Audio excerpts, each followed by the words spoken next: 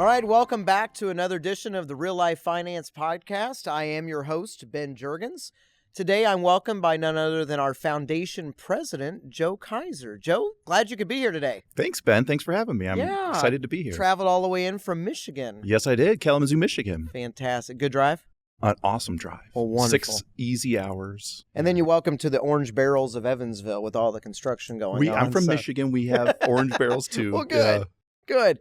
So, Joe, we've known each other for a long time, and you and I both have a passion for financial education, which great place to talk about it today. And I kind of want to start there, and then we're going to dive into your role with the foundation, learn about our foundation. But we have a shared passion for education. So I'd like to ask you, to get into this role, what got you, how did you learn about money? My mom. Yeah? Easy. My mom. I think a lot of people learn about finance from their parents, from looking at their example, right? Whether or not that example is intentional or not. And that doesn't apply only to money, right? I'm a dad. True. But I remember my mom always balancing her checkbook, religiously, in pen, sitting at the kitchen table.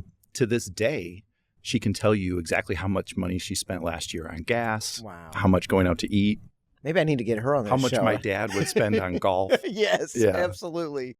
It is one of those kind of the old school way of the register. And unfortunately, we don't see as much of that anymore. Not much. But it's good that she was able to pass that interest on to you. And you and I have done a lot of teaching over the years. Prior to your role with the foundation president, you did a lot of education and still do in the community. So how did you get into teaching financial ed? You. Hey, well, there we go. I've been in banking my whole entire life. And when I worked at a larger bank, a national bank, we didn't go out into the community. And so teaching financial education of any kind really wasn't an expectation. Yeah. And so when Old National came to town and I worked for Old National, the expectation was to get out and be amongst the community. And financial education was just a really great way to do that. It's one of the things we have to donate, like in kind. Yeah, absolutely. And so you introduced me to our curriculum, Real Life Finance, and I just found it very easy, to get into. It's awesome. So for those that don't know, our Real Life Finance curriculum, we have educational content from ages pre-K through senior in high school, adult college, every personal finance topic you can think of. I think we have like 69 lessons. So for those that don't know, we come to your communities so you can, request those online to do that. And our goal, as Joe knows, and is to deliver that consistent message throughout our footprint. So you put in countless hours of education. So I want to thank you for all that effort as well. Well, thank you. Thanks for making it easy to get out there and do it. Yeah, and that's a goal, right? Is to make it, finances isn't super difficult, but sometimes people just need encouragement or affirming what they believe to be correct, right? Yeah. So love the education passion that you bring to the table, and I love it that you're now have stepped in the role as our foundation president. So what I would like to do, Joe, is you've gotten to learn a lot about the foundation as well, getting into it. I mean, you've been here for a while.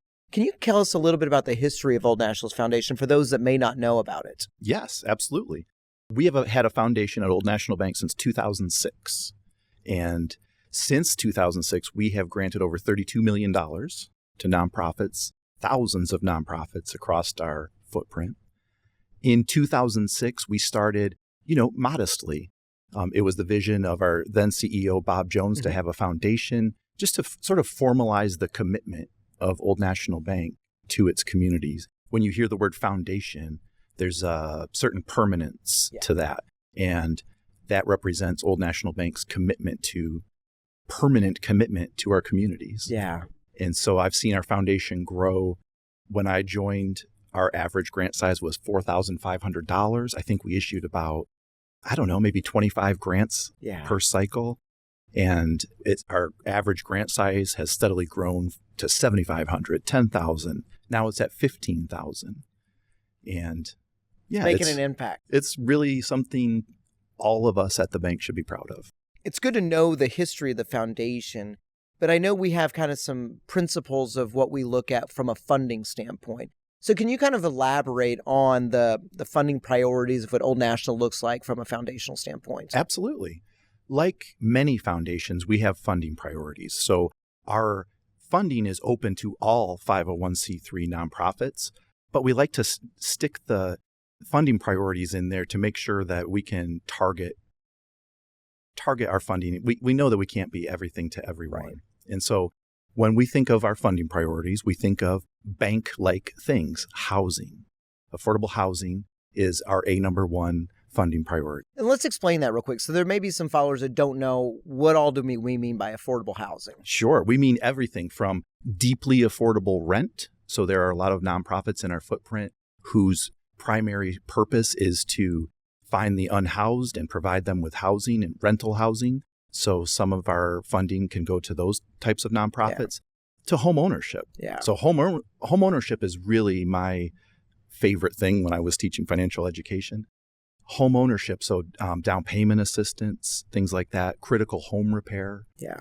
Help people stay in their home, fix the roof. We just had Jamie Herman on, the leader of that first-time buyers program, and it is such a big thing because so many people today, homeownership doesn't feel reachable, and with the things that help from affordability and then through their programs in the mortgage side, it's amazing the great work that combining of what you can do from an impact to a community on that.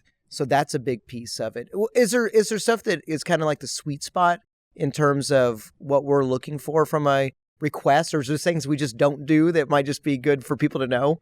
Well, sure. Animals is tough for us. However, we have a spectrum of ways to support our community at the bank. So, we still have sponsorships for, like the SPCA or animal related things. But I didn't get to finish with the funding priorities. I'm sorry about that. Go ahead. So affordable housing is right there. Workforce development is super important. So getting people back to work or getting people to work for the first time, skilling people up, providing certifications, nursing certifications, computer certifications, things that will increase people's income. That's a bank-like. So people are looking for these days, right? Yeah, that's a bank-like duty. Absolutely. And then we've got economic development. So think small business support, technical support for small businesses. And then, of course, we've got financial empowerment. So financial empowerment is what you do. And we like to see, as much of that in the community as possible. So there are nonprofit organizations in our footprint whose sole purpose is, hosting financial education workshops weekly. And so we'll fund that.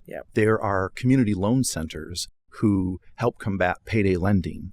And so we'll fund that. Yeah, that's awesome. So with animals, we kind of take a pause. So I had to drop a couple for you, Joe. I love it. Thank you. Yeah, absolutely. So the cycle, it's not we don't run something year round, right? And if I remember right, we're kind of, can you explain the kind of just the cycle? We don't have to get specific with dates, but kind of roughly how we look at things. And so in the philanthropy world, in the foundation world, it's common for foundations to have different cycles throughout the year so that nonprofit partners know what to expect. We try to be as clear as possible. To be clear is to be kind. That's a Brené Brown. The first was in January. The second began in May. And nonprofits, we invite all nonprofits again in our footprint to apply. In our first cycle this year, we had 400 applications. Wow. So that's a lot to read. Yeah, how does that compare to years past? It's just it's an exponential lineup, which is, it probably looks comparatively to how the bank has grown. Yeah. Right? It's a nice steady lineup. Absolutely.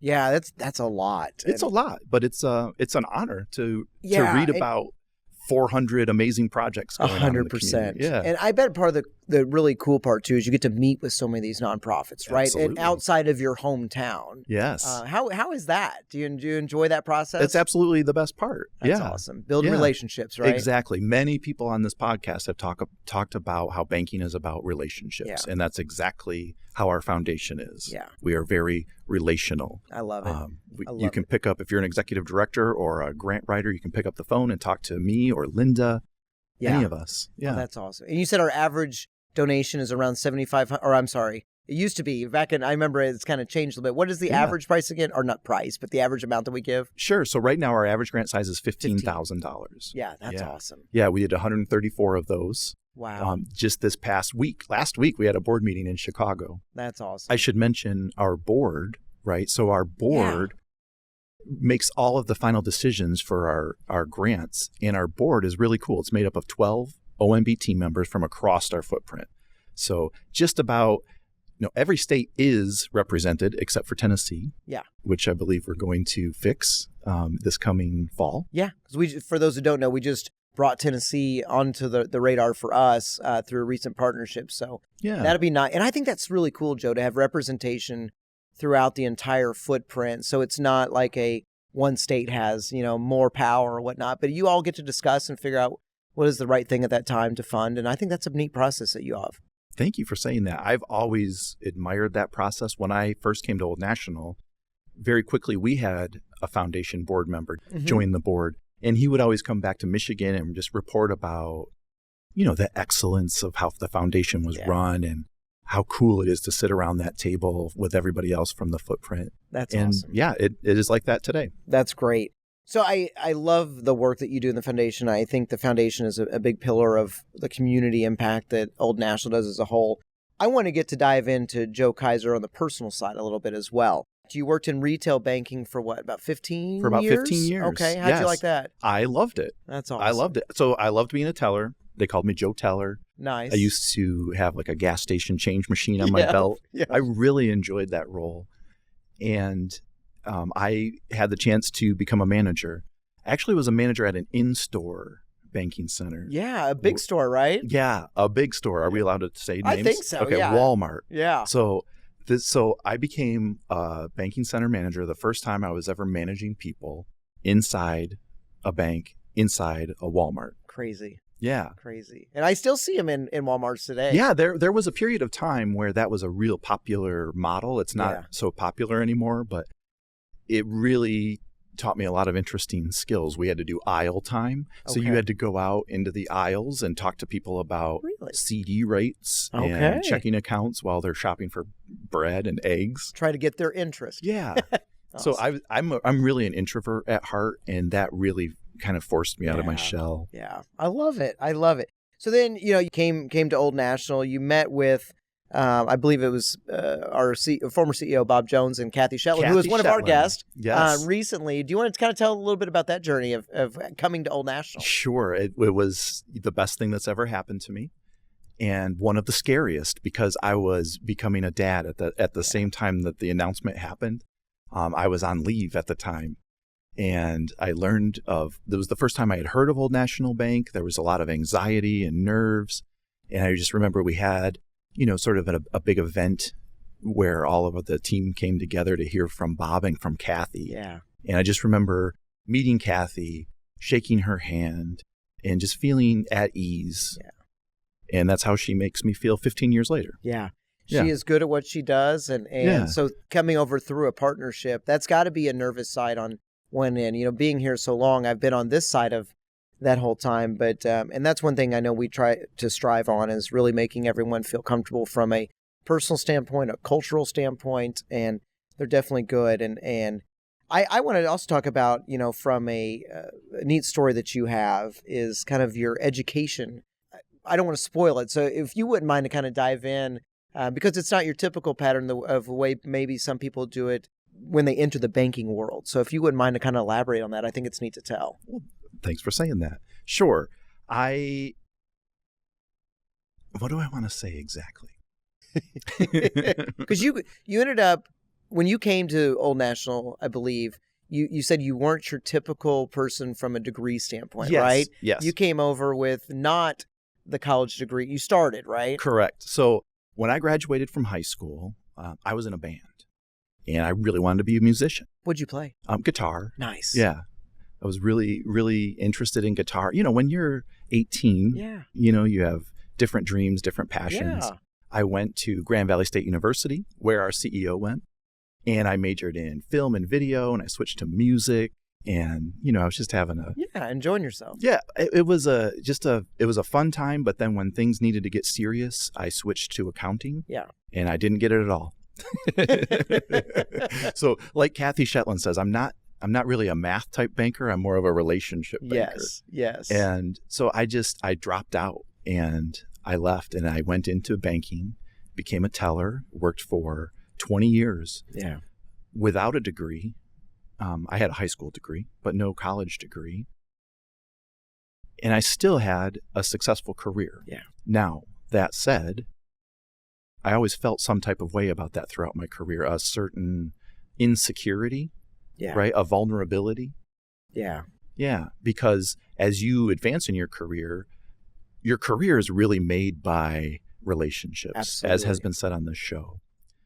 And the people that you know and the network that unlocks for you as you grow. Yeah. However, I realized I've been working for this company for a long time, and it's hard to put reliability and kindness on a resume and translate that to another company. Yeah. So I felt an urge to finish that degree. Good for you. And Old National just so happens to have an education reimbursement program.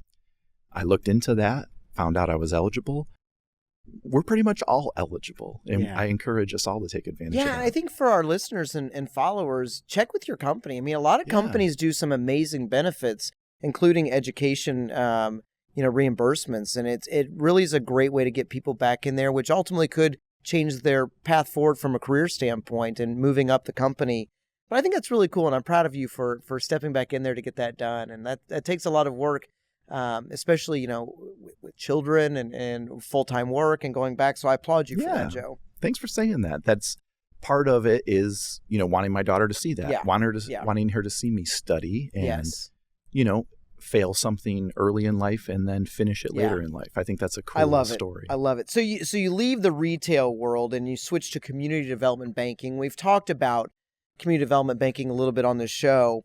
But the nonprofit side of it, what we spend a lot of time working with, is a big difference from the retail side. So I'd love to love to know what made you jump ship over into the community banking side of. Sure.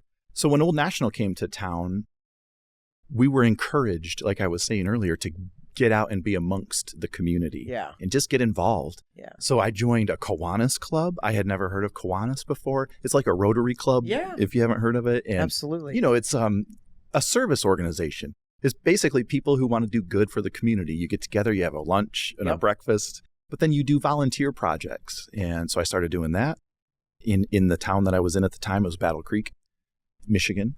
I remember that. And then I started to join some committees, and then eventually a board of a nonprofit. And then eventually I led the board of a nonprofit. And you just really get a taste and a hunger to help your community.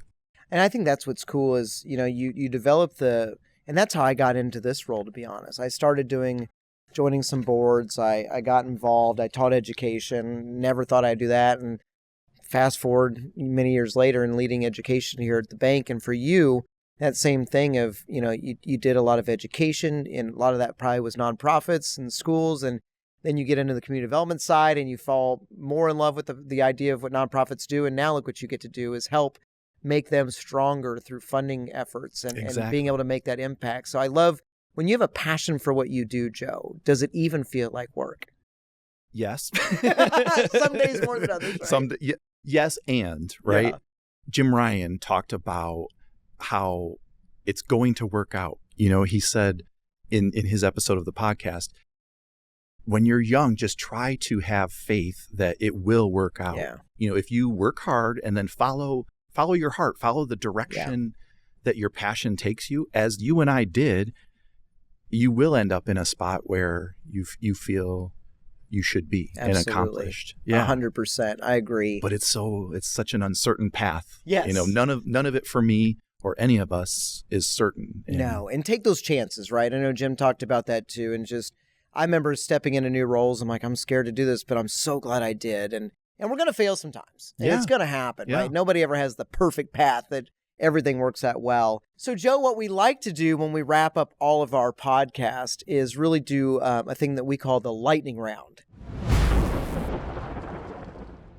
So I'm going to ask you a series of 4 questions and just kind of that, quick off the cuff answer. You can take it to wherever you want. But I'd like to learn more about you in this standpoint as we do all of our guests. So, Joe, number 1, what's the most valuable lesson that you've learned in your career or life so far? You just have to show up. Showing up and being present, even when you don't necessarily want to, is vital. There was a time in my early career where, I would resist going to extracurricular activities with the team. And have you seen Severance? Yes. At all? Yes. So Severance is sort of the opposite of how your real career works out. There isn't a difference between work and personal. You are one person, and eventually you want to find that passion. Showing up for me meant, volunteering. Whenever I was asked to be a volunteer, I did it. And if you keep showing up, people will notice that. Yeah. And that's how you build trust. 100%. With people. I agree. Number 2, Joe, if you could instantly master any skill, what would it be? It would be getting out of my own way. Okay. Can you elaborate on that? I can. So, just having the courage to take some risks that I wish I would have. I don't own a passport. I don't think you own a passport. I don't have a passport. I really wish I could travel more. Yeah. I'm super well traveled in the Midwest. Yes. But that's it. Yes. Yeah. Outside of that. So I think my passport expired. So yeah. Yeah. So I wish I could, and I hope and believe that I can one day, have the courage to get out there and be uncomfortable in a strange place. Good for you. Number 3, your go-to activity or hobby when Joe needs to relax or unwind. Video games. Yeah. Yes. Like old school or like current? Current. Okay. Current. What's your favorite? I would say Diablo. Okay. Have you ever heard of Diablo? Yeah, I have. Yeah. So I'm a PC gamer. Okay. PC gamer at heart. Love and it. That is just something that I can go to. My daughter is a gamer. My wife is a gamer. That's awesome. Best friend is a gamer. My youngest son's a big gamer, and at 8 years old, I think he's even designing levels on Roblox, and he beats me. He'll even be like, "Dad, come play with me," and I do, and then he just whoops me. And I'm like, "Thanks, buddy." Exactly. But we did the old Nintendo Switch thing where we play some of the old games that I grew up with, and I'm amazed how some of these kids love the old school games that we grew up with. Yeah, absolutely. It's fun. All right, Joe, last question. Who has been the most influential person in your life and why? That's my dad. We already talked about him. It's hands down, he's the most influential. Awesome.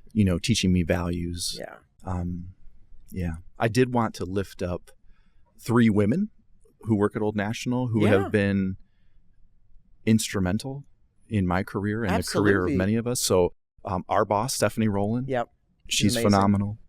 Jamie Geis, current Woman of the Year in Michigan. Absolutely. Shout out to Jamie. And of course, Kathy Shetland. Yeah. So those 3 women really form a huge part of the consciousness, the conscience of our bank. Yeah. And we are in great hands. And I wanted to say thank you to them. I would agree. And hopefully we can get them to be on the show as well. I know we've had Kathy, but it'd be great to get the others on as well. And what I like learning about the personal side of Joe is so our listeners and followers can see how strong the leadership behind our foundation is. Because, Joe, I think you bring so much from an empathy standpoint and being able to take that into your work every day when helping work with these nonprofits and fund these the grants. It's just, I think it really is a great story to tell because you get to see the person behind it. And I know the amount of work that you put in with the empathy that you do and the dedication to your work, it really goes a long way. And I think our communities are lucky to have you in this position. Well, thank you for saying that, Ben. And thank you for being a guest on the Real Life Finance Podcast. Thank you for having me. I do appreciate it. I appreciate it. I'm glad you got a pun in. There we go. Always got to drop a couple, right? Well, awesome. Well, thank you, Joe, for being here and appreciate you as always. Thank you. All right.